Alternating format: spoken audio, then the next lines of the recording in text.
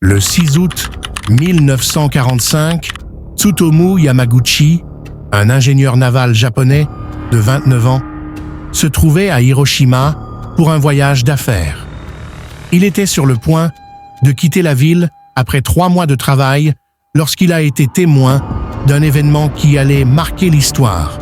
À 8h15, la bombe atomique Little Boy explosa à environ 3 km de lui.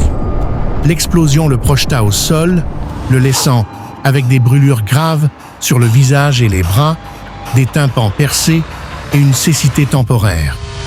Malgré ses blessures, il réussit à rejoindre un abri et passa la nuit dans une ville en ruine, entourée de morts et de blessés. Le lendemain, déterminé à retrouver sa famille, il entreprit un voyage difficile en train vers sa ville natale, Nagasaki. Le 9 août, 3 jours seulement après avoir échappé à la mort, Yamaguchi, encore sous le choc et bandé de partout, se rendit au bureau de son employeur, Mitsubishi Heavy Industries. Lorsqu'il raconta à ses collègues et à son patron ce qu'il avait vu à Hiroshima, ils eurent du mal à le croire. C'est alors qu'à 11h02, la deuxième bombe atomique, Fat Man, explosa. Cette fois-ci, il était à environ 3 km de l'épicentre. Miraculeusement, il survécut à nouveau. L'onde de choc détruisit le bâtiment où il se trouvait, mais il s'en tira avec de nouvelles blessures.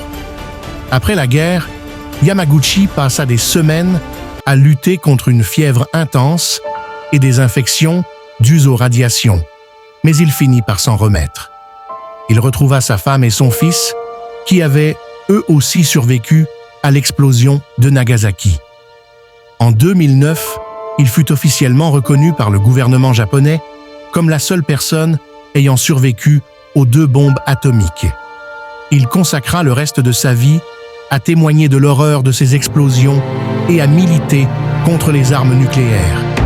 Il décéda en 2010, à l'âge de 93 ans, après avoir vécu bien plus longtemps que ce que la bombe lui avait laissé espérer. Son histoire est un témoignage puissant de la résilience humaine face à l'horreur absolue.